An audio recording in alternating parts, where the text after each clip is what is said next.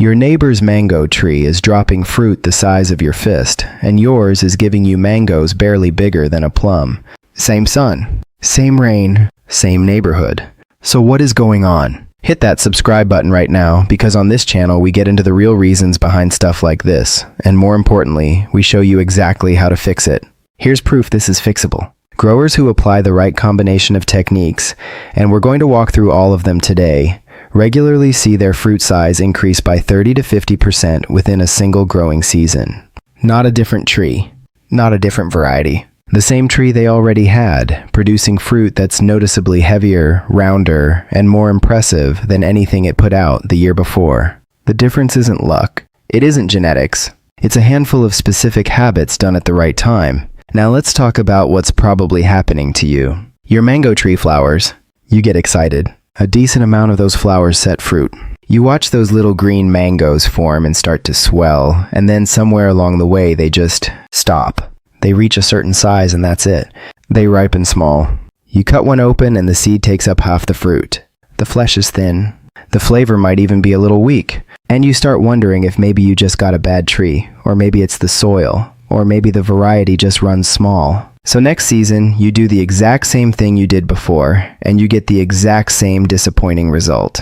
You're not doing anything obviously wrong. You're watering. You're waiting. But the fruit never gets to that big, gorgeous, juicy size you see at the farmer's market or in the grocery store. Here's what's actually going on, and once you understand this, everything changes. A mango fruit doesn't just grow on its own. It's competing. From the moment a small fruitlet forms on your tree, it is in a constant battle for resources, water, nutrients, and energy, with every other fruitlet on the same branch, with the leaves, with new growth pushing out at the same time, and with any stress the tree is experiencing underground in the roots. The tree has a fixed amount of energy to give. If that energy gets split 100 different ways, every single fruit gets a tiny portion of it and stays small. If you help the tree focus that energy, really concentrate it, into fewer, better supported fruits, those fruits get a much bigger share of everything the tree has, and they grow to their full potential. That's the whole secret. It's not about adding something magical. It's about directing what the tree already has, in smarter ways, at the right times. Let's go through the steps. The first and most important thing you can do to get bigger mango fruits is thin your fruit clusters. This is the step that most home growers completely skip, and it is the single biggest reason their fruit stays small. Here's what actually happens when a mango tree sets fruit. It doesn't just set 1 or 2 fruits per cluster. It sets many. A single panicle, that's the flower cluster, can potentially develop 5, 8, even 10 small fruitlets in the early stages. The tree almost always sheds most of them naturally in a process called the June drop, but it doesn't always do a perfect job. If you let the tree decide, you often end up with 3 or 4 fruitlets per cluster all competing with each other. None of them gets enough energy to grow really large. They all stay medium or small and ripen around the same time, creating a glut of average fruit. What you do instead is go in manually and thin those clusters yourself. About 4 to 6 weeks after fruit set, when the fruitlets are roughly marble to golf ball size, go through the tree and look at each cluster. Leave only the single largest, best positioned fruitlet per cluster.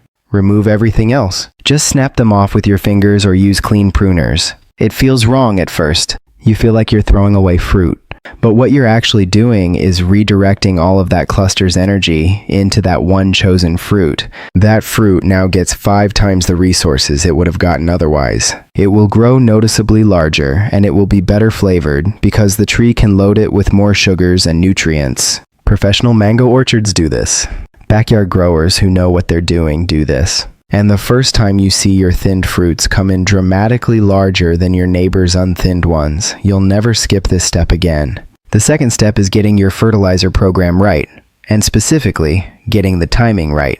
Most people fertilize their mango trees either randomly or on a schedule that doesn't match what the tree actually needs at different stages of its life cycle. Here's the simple version of what your tree needs and when. In the months leading up to flowering, which depending on your region is typically fall going into winter, you want to reduce nitrogen. Nitrogen is the nutrient that pushes leafy, green vegetative growth. If the tree is getting a lot of nitrogen when it should be slowing down and preparing to flower, it pushes more leaves instead of flowers. Less flowering means less fruit. Period. So in late summer and fall, back off the nitrogen-heavy fertilizers. Then, once fruit has set and you can see small fruitlets forming, this is when you shift to potassium-rich feeding. Potassium is the fruit quality nutrient. It's responsible for fruit size, sugar development, and overall fruit weight. A potassium boost during the fruit swelling stage is like giving the fruit a direct line to everything it needs to grow. Look for fertilizers with a high third number on the label, something like a 4812 or a 0050 potassium sulfate product used at low rates. You can also use products marketed as fruit boosting or bloom and fruit fertilizers. Apply this every 3 to 4 weeks from the time fruitlets are set through about 60% of the growing period. Don't push potassium all the way to harvest. Back off in the last few weeks and let the fruit finish naturally. Phosphorus also matters, but mostly earlier in the cycle. A good phosphorus feeding in early spring encourages strong root activity and supports flower development. The roots are the foundation of everything. Strong roots mean better nutrient uptake, which means better fruit size. Many growers forget the roots entirely, only feeding what they can see above the soil. The work happening underground is just as important as what you're watching above it. The third step is water management, and this one has nuance that most people get completely wrong. Mango trees have a reputation for being drought tolerant, and that's true. They can survive with very little water. But surviving and producing large, high-quality fruit are two different things entirely. Here's what actually happens with inconsistent watering during fruit development.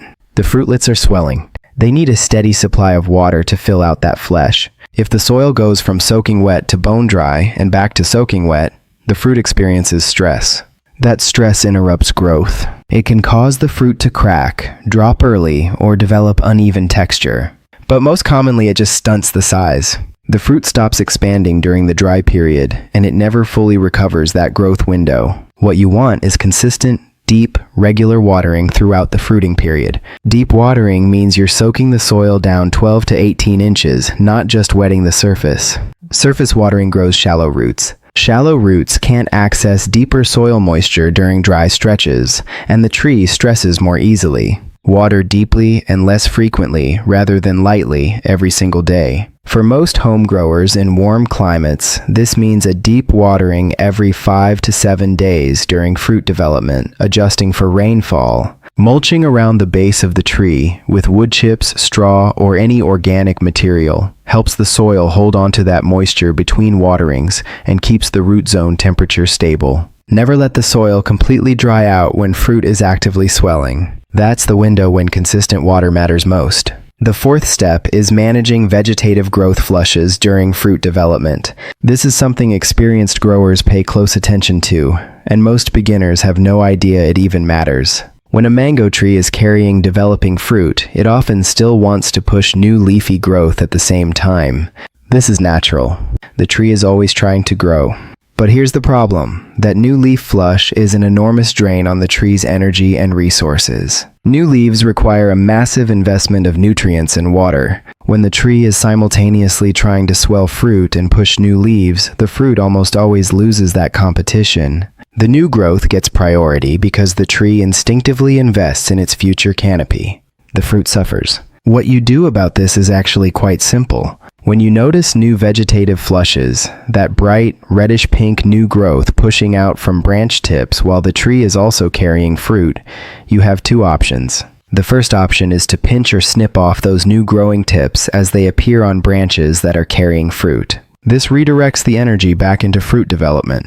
The second option is to hold off on any nitrogen fertilizer that might be triggering that extra flush of growth. If you applied nitrogen too late in the season and the tree is now pushing leaves during fruiting, the fertilizer timing is working against you. Going forward, learning to stop nitrogen applications well before fruit set will prevent this problem before it starts. The fifth step is addressing soil health and micronutrients. This is a longer game step, but it's the foundation that everything else sits on. If your soil is depleted, compacted, or missing key trace minerals, your tree cannot produce large fruit no matter how much you water or fertilize on the surface.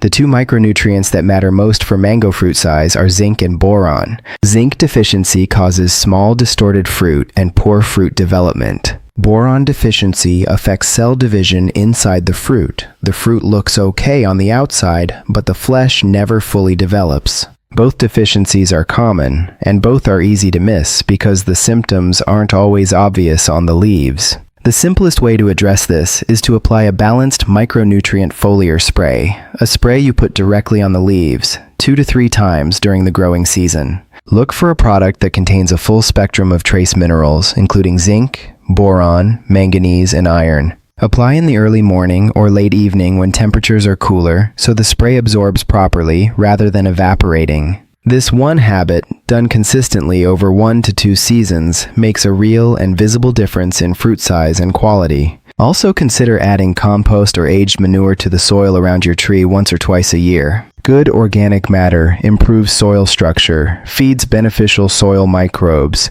and creates a much healthier environment for roots to grow. Healthy roots absorb nutrients more efficiently. More efficient nutrient absorption means bigger fruit. It's that direct. Now let's talk about common mistakes, because even growers who understand the theory often stumble in practice. The most damaging mistake is over-fertilizing with nitrogen close to or during fruiting season. People see their tree looking a little pale or slow, they grab the most available bag of fertilizer, which is almost always high in nitrogen, and they dump it on. 2 weeks later, the tree is pushing beautiful new green growth. They think they did great. But all those new leaves just hijacked the fruit's food supply, and the mangoes hang smaller and underdeveloped as a result. More nitrogen is not always more. Timing nitrogen correctly is everything. Another very common mistake is watering too shallowly and too frequently. People with automatic drip systems or timers set to run every day for 20 minutes are often only wetting the top few inches of soil. The roots follow the water. If the water only goes 3 inches deep, the roots cluster near the surface. Surface roots are vulnerable to heat, drought, and soil fluctuation. Go deep, go less often, and train those roots downward where the soil is more stable. Skipping fruit thinning because it feels wasteful is a mistake nearly every first-time grower makes. They can't bring themselves to remove fruit from the tree. They think every fruit that stays on means more fruit at harvest. But smaller fruit that ripens all at once with thin flesh and a huge seed is not better than fewer, larger, more flavorful fruits that ripen across a longer window. Quantity is not quality. Thin the fruit and trust the process. Another mistake is ignoring the tree completely outside of the growing season. The work you do in summer and fall, building the tree's health, correcting any nutrient deficiencies, improving the soil, directly determines the quality of next year's fruit. Growers who only pay attention during flowering and fruiting are always playing catch-up.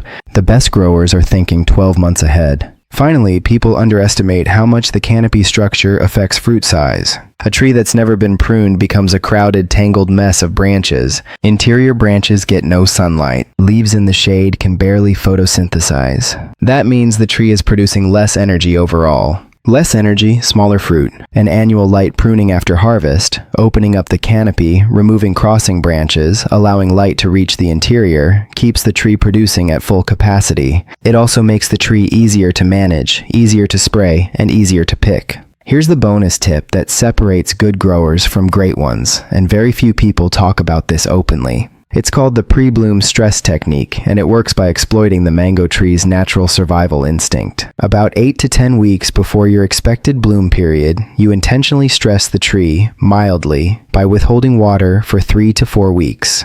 The soil goes dry. The tree experiences what it interprets as a dry season coming. In response, it does what mango trees have evolved to do. It shifts out of vegetative mode and prepares to flower. When you then resume normal watering, the tree flushes flowers, often more abundantly than it would have without that dry stress period. More flowers means more potential fruit set. And when you combine that stronger fruit set with proper thinning, correct fertilization, and steady watering through development, the result is a tree that not only sets more fruit, but grows that fruit to a noticeably larger size than it would in a normal, unstressed season. This is actually how commercial mango orchards in parts of Asia, India, and even Florida's dry season naturally trigger bloom. The dry period is part of the cycle, not an accident. You can replicate that cycle intentionally, even if your region doesn't have a natural dry period. Just be careful not to stress the tree too hard or too long. 3 to 4 weeks of reduced water is the sweet spot. Beyond that, and you risk real damage. Done correctly, this technique can completely transform your tree's fruiting performance. There's one more thing worth mentioning that ties everything together. All of these steps work together as a system. Fruit thinning alone will give you better results. Correct fertilizer timing alone will give you better results. But when you combine all of them, thinning, potassium feeding, deep consistent watering, controlling vegetative flushes, micronutrient sprays, soil health, and proper pre-bloom management, the results multiply. The tree operates as a completely optimized fruit-producing machine. You're not fighting the tree anymore. You're working with its biology, giving it exactly what it needs at exactly the right moment in the season. This is how growers who seem to get lucky every single year actually operate. It's not luck. It is a system applied consistently, season after season, until it becomes second nature. So here's your action plan starting today. If your tree is currently carrying developing fruit, get in there and thin those clusters down to 1 fruit per cluster right now. That is the highest impact action you can take immediately. Then start a potassium-focused feeding program and make sure you're watering deeply and consistently. If your tree is between seasons, use this time to improve the soil with compost, do a light structural pruning to open up the canopy, and plan your fertilizer timing so you're not accidentally pushing nitrogen into the wrong season. Write these steps down. Post them somewhere you can see them. Because the number one reason people don't get better results isn't that they don't know what to do. It's that they forget to do it at the right time. Seasonal gardening requires seasonal attention. Put a reminder on your phone for late summer to back off the nitrogen. Put one for early fruit set to go out and thin the clusters. Small habits done on time produce big results at harvest. If this video helped you, I want to know. Drop a comment below and tell me what size mangoes you've been getting and which of these steps you're going to try first. And if you've already tried fruit thinning or the pre-bloom dry stress, tell me what happened. This community learns from each other, and your experience might be exactly what someone else needs to read. Share this video with a fellow mango grower who's been wondering why their fruit runs small. It might save them another season of disappointing harvests. Like the video if you found real value here, subscribe so you don't miss what's coming next, and we'll see you in the next one.